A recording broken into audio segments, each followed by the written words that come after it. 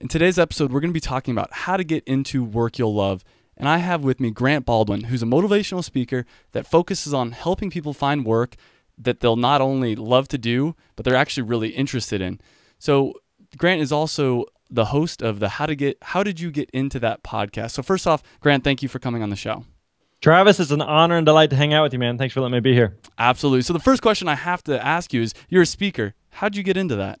Yeah, you're stealing my question, man. I've been a full-time speaker for about the past 7-8 years or so. Travel all over, primarily the U.S. Speak at about 50, 60 events a year. I do a lot with high school and college students. Do a lot with businesses and corporations. Spoke last week at State Farm's headquarters, the insurance company. Do a lot of that. Just travel and get paid to run my mouth, which is a pretty sweet gig. So how I got into it, actually, in high school, my youth pastor had a really big impact in my life, and so I knew that I wanted to do something similar. I wanted to make an impact in the lives of other people. So was a youth pastor for a little while, and then really enjoyed speaking, really enjoyed working with students, and I felt like I was decent at it. So I knew I wanted to do that, but wasn't really sure, is that a thing? Can you become a speaker? Is this just like a Tony Robbins motivational thing, like that only a handful of people can do? And so I met a couple people that were speakers, and I was like, okay, so that is an option. There are people that are actually doing it. And so kind of just paid attention to what they were doing, kind of built relationships with them, just started building the business, marketing myself as a speaker, promoting myself as a speaker, finding opportunities and bookings and engagements, and just kind of built the business from there. So it's been a lot of fun. You talk about finding different speaking engagements and stuff like that. How do you actually do that? Do you just contact different colleges, or how's the process? Yeah, I would say this, a couple things. Like one, like the longer you do it, the easier it does become, because you've done a lot. People are more familiar with you. People have seen you. You get a lot more referrals. You get a lot more recommendations. A lot more word of mouth. But in the beginning, it's a lot of hustle. It's a lot of I wouldn't say cold calling, but it is a lot of going out and being really, really clear on what the types of events are that you want to speak at, what you'd be a good fit for, who you want to speak to, what types of events you want to be at. And then reaching out to those decision makers and building those connections, building those relationships. And I think that's one of the best ways to get started, is to find existing events, finding existing conferences that are used to hiring speakers. Because and that way, I'm not trying to convince someone that they should hire a speaker, and then I have to convince them to hire me.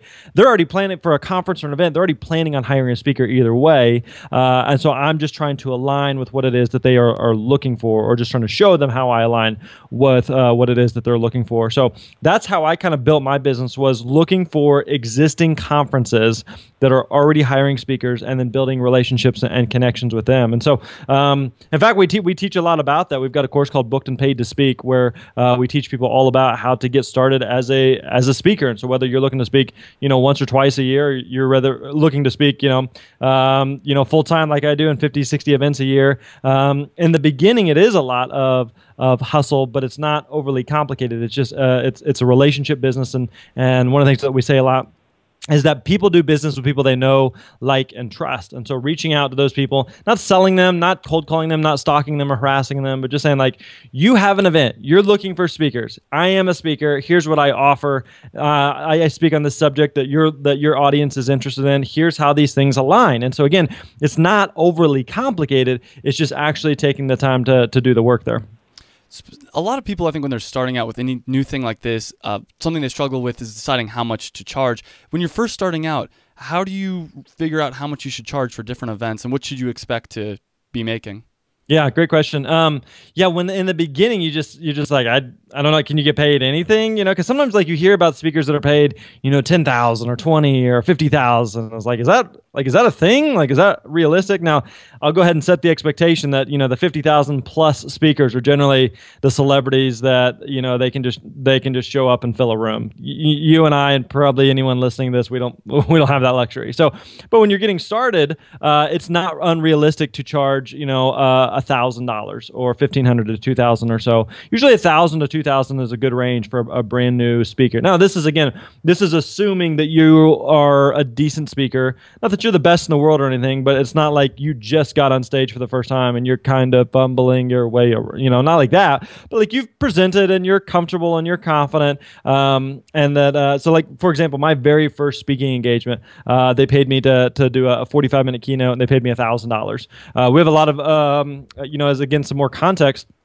We have a lot of students that are in our course who are being paid $500, $1,000. We had a guy that was paid $2,800 for his first engagement. Another guy that was paid $3,500 for his very first engagement. So usually 1,000 to 2,000 is a pretty good range, but it's not difficult to find $500 or even $250 bookings in the beginning as well. Okay, that's interesting. That's something I've always wondered, because you see these people talking, and I'm like, do you have to hustle constantly to be getting new speaking engagements? It sounds like as you do it longer, you almost don't have to work quite as hard because you'll be making more money. But yes and no. It kind of depends on what you kind of depends like what part you want speaking to play within your business. Do you want to be someone who you could speak 50 times a year for $1,000 a pop and get paid $50,000, or you could speak 10 times a year for $5,000 a pop and make the same amount. Now the $5,000 events are going to be harder to find, and there's going to be more competition, but you could do that. So there's not necessarily like any one way that you have to build your speaking business. Plus, everybody chooses to have speaking as a different part of their business. Some people want to do it full time, and they want to speak at 30, 40, 50, 60 events. Some people are like, I'd love to speak at 5 or 10. I just have no idea how to go about finding those 5 or 10. And for some of those people, they say, I've already got this full-time thing going. I've got a blog or a podcast or an online or offline business that I'm doing where I'm making enough to pay the bills. And so if I speak, I'm not necessarily speaking because I need that $1,000 to like pay my rent this month, as much as I go speak for free just to network or to build connections or to continue to build my audience either offline or online. So there's a lot of reasons why people may want to speak, and that would kind of contribute to like maybe how much you would charge as well as how often you might be speaking. Gotcha. So one of your specialties is helping people find work that they'll love to do. What kind of tips do you give people when they're asking you, I really want to find a job that I love to do? What do you ask them? What kind of questions? Well, I'd say a couple things. Like one is that it's finding work that you love is difficult, but it doesn't mean that you shouldn't work towards it. Because I think a lot of times it's just easy to say, well, I don't hate my job, I don't love my job, but I don't know what I'd rather be doing, so I'm just stuck. And we just feel like we just kind of get into this rut and this routine. And there's a lot of people that just kind of become almost numb to it, where like they hit their 30s, they hit their 40s, and they're just like, I'm just going through the motions. I hate my job, but like it's work. That's why they call it work. And I'm supposed to be miserable. And so that's just part of it. And they just never take the time to really do the work to figure out what would be a good fit for me. So there's a few questions that I tell people to look for and try to really answer in their own world. And so one would be, what are you passionate about? What gets you fired up? What gets a reaction out of you? What are the things that for you that just, I don't know, they get you worked up, so it could be the environment, it could be nutrition, it could be health, it could be children, it could be animals, it could be poverty, it could be any number of things, it could be some big world issue, it could be something really small, like maybe you're ridiculously passionate about scrapbooking or knitting or cats, like I don't know, it could be anything. What are the things that really, really get you fired up? Another question to consider is what are the things that you're good at? Everybody listening to this, you and I, we all have things that they just I don't know, they just come easy to, I just get it. Just makes sense. It clicks. There's some things like, you work at like really, really, really hard and you just don't get, like, it just doesn't make sense. It doesn't come easy. But then there's other things where it's like, I don't know. I just get it. It just clicks. It just makes sense. So for people listening, like, what are the things that you do that people are like, how are you so good at that? And you're like, you don't have an answer. Like, you just, I don't know. I just get it. How are you so good at music? How are you so good at art? How are you so good at speaking? How are you so good at leading? How are you so good at writing? I don't know. Just okay. Like, those are the things you want to be paying attention to, or what are the things that you're just good at? Because when you do work that you're good at, it's more enjoyable. Like, okay, Travis, are you pretty competitive? Yeah, I'm a pretty competitive. Yeah. Okay, I'm pretty competitive too. So like, if you and me are playing some type of a game or sport or something, and you're beating me, like, that's no fun. But if I'm beating you, like, that's fun. Like, that's awesome, right? Because when you're doing something you're good at, it's a lot of fun. It's really enjoyable. Like, you feel like the wind is at your back. But when you're doing something you suck at, it's like, golly, this is miserable. I hate this, So figure out not only, 1, what are you passionate about? 2, what are you good at? And then 3, what do you enjoy doing? Like, if we all got to work, we all got to make a living, Like, why wouldn't you do something you enjoy? You know, life is too short to do something you hate. And there's far too many people who live life where it's like, thank God it's Friday, to oh God it's Monday. And they just live life like that, like just week after week, after month, year after year, just going through the motions. And I don't know, I just kind of feel like it's important to note that there's no such thing though as a perfect job. Like, it doesn't exist. But that doesn't mean that you shouldn't be enjoying, 70, 80% of what it is that you're doing. So if you're dreading like Monday morning every week, like that should be a red flag for you. Like the lights on your dashboard should be going off. Like, I don't know, maybe I should be searching for something else. So what are you passionate about? What are you good at? What do you enjoy doing? Another question would be, who is doing something that you want to do and doing it in a way that you want to do it? I think this was a big eye-opening thing for me when we were kind of going back to the speaking conversation, was that, okay, I know I'm passionate about speaking. I know I'm fairly decent. I'm good at it. Or with some work, I can become pretty good at it. And I enjoy doing it. So, and I enjoy entrepreneurship. So I know kind of like what the answers to some of these things would be. So is this a thing now, or am I just building this from scratch? But once I found a couple people who were speaking at the types of events, who are building the business that I wanted to have, then it's like, oh, that's it. That's what I want to do. And so it gave me a lot of confidence that not only is this a thing, not only is this an option of something that I could do, but there's a path, there's a way to actually go about doing this and getting into this, rather than just like, okay, I want to speak, but I have no idea, so we'll just like stumble and bumble our way through. Like, there's people that are where you want to be.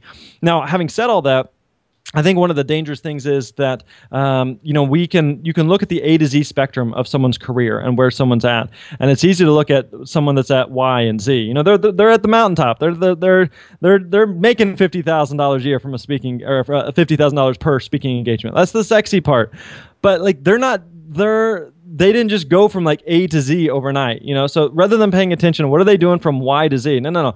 Pay attention to what they do, like get to A to B, and then how do they go from B to C? So like if someone wanted to be a speaker, don't pay attention to what I'm doing right now, because what I'm doing right now isn't what I did when I first got started. I'll show you what I did when I first got started, and that helps you kind of get the ball rolling. So for anything, just pay attention to what people did, not necessarily today, but what they did in some of those early steps. And again, finding someone who's doing what it is that you want to do and doing it in a way that you want to do it just gives you confidence that it's not only a thing, but what the path is to actually get into that thing. Gotcha. A lot of questions for you. First, actually, a comment on the last thing you were talking about. A realization I had recently, and I'm into entrepreneurship, internet marketing. I have an e-commerce business, and I realized that books and different things like that, the path has already been blazed. The trail's already been blazed, and these books are kind of like a cheat code manual for a video game. It's like if you ever played video games and you buy one of those manuals that tells you this is how you beat level 3. The knowledge is already out there, and that was like such a big realization to me. I'm like, wow, someone's already done this, and there's guaranteed there's someone that wrote a book on how to do it. So that's a really big thing for me, is the knowledge is out there. Yeah, and not just, and it could come in the form of a book. It could come in the form of this podcast, And this is why people tune in and listen to the show, is because people are maybe a couple steps ahead. They're not at Z, but maybe they're at D, E, and F. And so people that are listening that maybe at an A, B, or C are going, okay, how do I get from C to D? Because this person I'm listening to, they're at D right now, And so that's why people tune in and listen to this show, is because of that. Because I'm looking for that manual. I'm looking for that cheat code. I'm looking for that game genie that will help me to skip the levels that like that person already figured out. Another thing, you talked a lot about how to find something that you're good at. But something I've talked to a lot of people about is they struggle with what they're passionate about. And it sounds like an easy question, but do you have any advice for people that aren't sure what they're passionate about? Yeah, I think that's pretty common for people. We don't always know what we're passionate about, or it's just difficult for us to recognize. So think about it like this. Most people listening to this are fairly good at, if you're talking with a best friend or a loved one and they're going through some type of life situation, they're fairly good at giving like some type of advice, some type of little pick-me-up advice for their situation and what they should do next. But if they had the exact same situation in their own life, they would suck at recognizing the same advice for themselves. Because most of us are like that, in the same way that most of us are good at pointing out passions for other people. Oh, I can totally see what their passion is, but I can't see what my own is. But what happens is a lot of times, if I ask people, if you talk to 5 people who really know you, love you, care about you, who've been in your world for a little while, who get you, and you were to ask them, hey, I don't know, like what do you see that I'm passionate about? What do you see that I'm good at? What do you see that I enjoy doing? Sometimes they would point out some stuff to you and maybe it resonates with you and maybe you're like, "Oh, yeah, you're right. Now that you mention it, that is a good fit for me." Or maybe they say something you're like, I don't know. That doesn't really click. That's fine, but like sometimes it's helpful to get some of that outside perspective from, family and friends, people that really know and love you. Gotcha. So another thing, and I was actually having a conversation with someone last weekend about this, and I totally agree with everything you said. Like, if you're doing work that you hate, you should try to find something that you love. But I'm a pretty lucky person. I was born in America in a decent to do family. And this person I was talking to, she was still pretty well to do by all means, but she has student loans and debt, and she was telling me that her job in her mind doesn't define her. She's willing to suck it up for 40, 50 hours a week. And to me, that sounds sad. To me, it's like, well, maybe you put a little bit of effort to go find something. But at the same flip side, I understand where she's coming from in the sense of she's like, oh, I don't have the luxury of looking like you do to go find a job. Do you have any advice for people like that do have some student loan debt and have that kind of stuff going on? Yeah, I would say a couple things. One is, if you're trapped in debt, it is difficult to just say, "Hey, I'm just gonna like go chase my dream and hope it all works out." Like you don't have that luxury. Like I remember, I had a guy who listened to our podcast reach out to me probably a year ago or so, and he's like, "I love the podcast. I've really been figuring out what I want to do differently in life. My wife and I want to start this new business." I was like, "Cool, tell me a little about your current situation." So he and his wife had just finished dentistry school. He's like, "We have $400,000 combined in student loan debt, but we're thinking about just walking away and doing something." I was like, "You can't do that. Like, you don't have that luxury. Like, you've got to dig yourself out of the hole." Now, after you've dug yourself out of the hole and you're a little more stable, like then you can make some of those transitions. But so my wife and I, whenever before we made this any type of significant leap, was we had our finances in order. And so we had paid off and we had about $30,000 in debt whenever we got married. We had student loans and credit card bills and car loans and just like the usual typical American stuff. And so finally we were just like, this sucks. We are trapped. We are handcuffed by like past decisions that we made. So we've got to kind of clean up this mess before we can go do something else. It's kind of like, I've got 3 little girls. And so it's the same type of thing I tell my daughters is, if they're playing with something, they're playing with all their toys and stuff, they get a bunch of toys out and then they want to go play with something else. Like, okay, before you go play with the new thing, like you got to clean up the thing that you just made the mess with, Once you clean that up, now then you can go on. And so that is like to that point, yeah, that is correct, that it doesn't make a lot of sense to I'm just going to bounce around from thing to thing to thing. And I don't think either of us would recommend that. Like you want to make sure that things are in place and things are you're making financially smart decisions. So to give you like some more specifics for my own self, when I made the transition to becoming a speaker, speaking is one of those things that has generally like a long lead time before someone wants to book you or before the actual event takes place. So, we're recording this in July, but, I'm booked for some stuff already next year, 6-8 months away. Well, that's great that I'm going to get paid in 6 or 8 months, but that doesn't pay my mortgage today, So you can't just say, okay, on Friday, I hate my job and I'm just going to quit my job, and Monday, I'm just going to start a speaking business and I hope it all magically works out. So for a little while and kind of a season there and an interim there, you're almost doing double duty, where I'm trying to, for me, I was working at a sales job for a security company. I'm doing like door-to-door residential and commercial security sales, which was horrible, but it gave me some freedom and flexibility to like make my own schedule. At nights, I was working at 2 different restaurants, like fine dining restaurants, as a server. And so I'm just kind of like piecemealing a bunch of things together.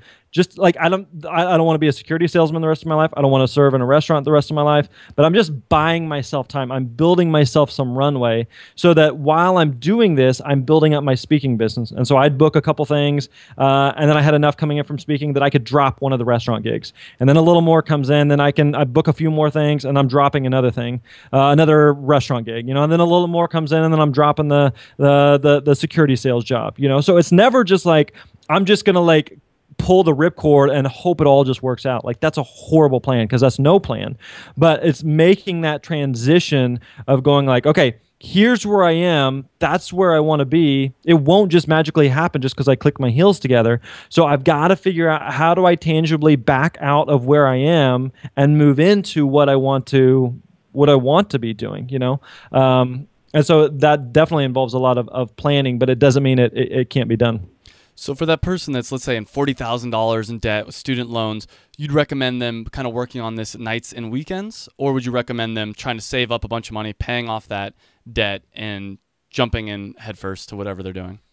Well, I think for a little while, I mean, you can make some serious short-term sacrifices that pay off big time long-term. Meaning that whenever I was working the security job and a couple of restaurant jobs and doing the speaking stuff, I was working a crap load of hours.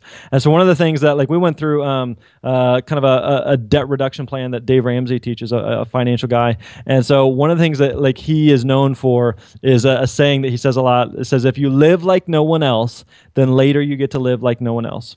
Meaning that for that season, I was living like no one else. I was working a ridiculous number of hours. I was working a lot of different jobs. I was trying to knock down debt while also just maintaining life, while also barely keeping my head above water, while also trying to build this new thing. But that's not the way it's always going to be. I'm willing to do that for a season, knowing that I'm getting to the kind of life that I want to have today. So today, as soon as we're done with this interview, I'm headed to the pool to hang out with my family. Now, I didn't have that luxury several years ago. I was willing to make that sacrifice then so that I can have some of that freedom and flexibility today.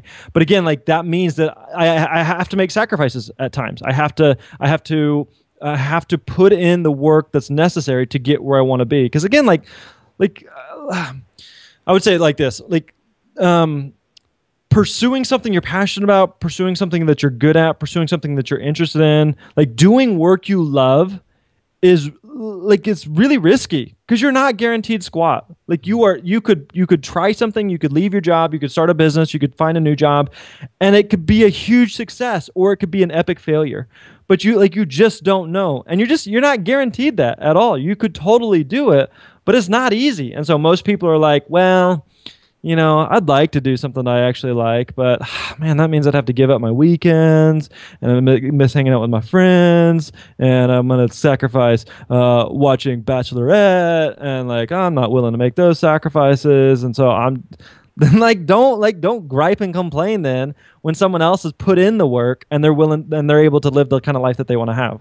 I'm going to add something to that. I've had a few people that listen to this podcast kind of comment well, you're kind of entitled or this and that, talking about me because they hear right now that I'm traveling a lot, I'm doing all this kind of stuff, but nobody really hears, and I don't talk about the times where, I lock myself in a room for months at a time working. And I think that's a common thing where people always see the successful people and they're like, I want to do what they're doing, but they miss the years or months or whatever where those people were just working nonstop. And I'm actually currently in one of those phases right now that I'm pretty much working 12 hours a day, 8 days a week, Exactly. And I think that's a great point. Nobody sees that non-glamorous sexy part, that's I kind of joke about that as a speaker. People look at it and they're like, oh man, you get to stand on stage in front of thousands of people and you get to sign autographs. And yeah, that is cool. Don't get me wrong. That is cool. But nobody sees how much time I'm away from my family or another night sleeping in a hotel room or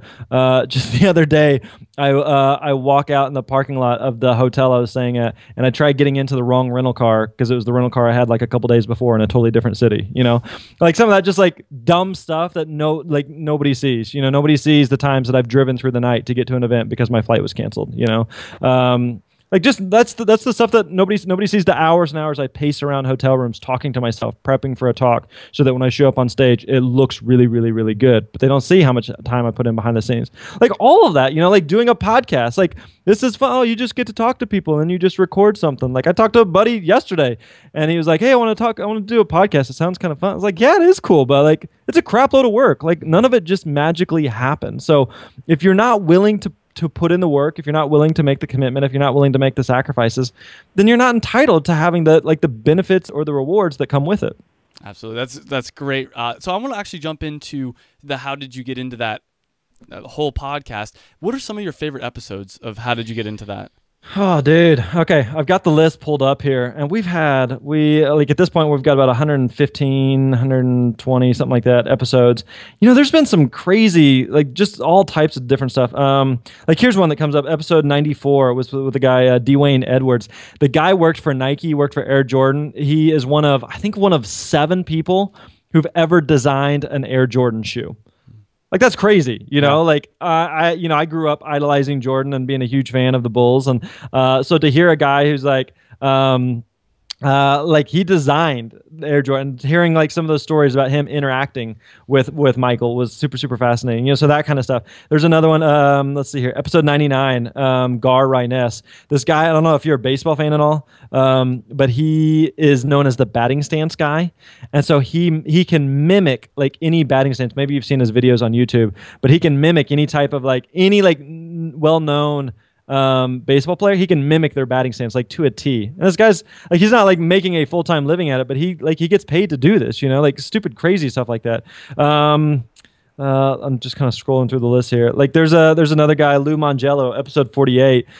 He's a Disney expert. He was a lawyer up in New Jersey, but like just grew up loving Disney and all things Disney, and he ended up like quitting his lawyer job and became this like Disney expert. He gets to go to the parks constantly. He's like part of the media for them. He does a podcast all about Disney, teaching people the ins and outs of Disney. Like it's just crazy. There's another one, episode let me see here, 16, with Sean Askinosi. This is a guy who's a lawyer. He was a criminal defense lawyer, like defending murderers in like serious trials, and finally got to like the peak of his career and was like, I don't want to do this. Like, and so he walked away and he started a chocolate factory.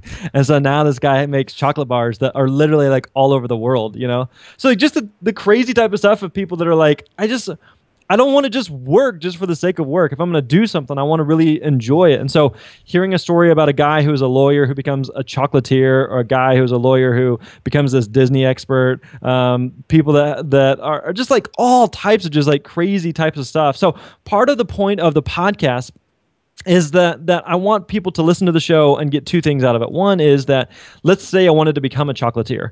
Well, I'm going to be really interested in what that guy's story is, like how do you go about getting into that? And then the other side of it is just like, okay, listen, if that joker can become like open his own chocolate factory and make a living from that, like surely I can figure out my thing. Like surely I don't have to keep going through the motions on my deal.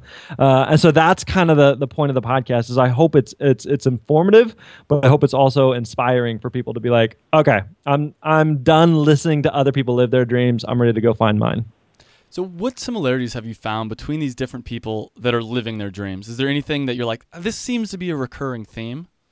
Yeah, I think one recurring theme is like it's never like the path is never clear. It's never just like, oh, I went from A to B to C and it arrived at D and it just worked out. Like it just never works like that.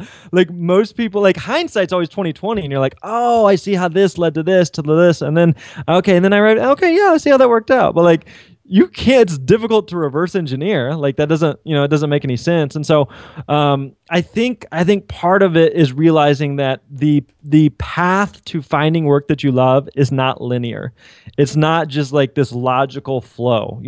I use the illustration sometimes that it's almost like when you're taking a picture and you're trying to get it in focus, not like an autofocus, but like you actually got to turn the lens, and so you're turning the lens quite a bit to the left, and then you're going way back to the right, and then you're getting a little closer. So now I'm gonna turn a little more left and a little more right, and then finally I get it zoned in.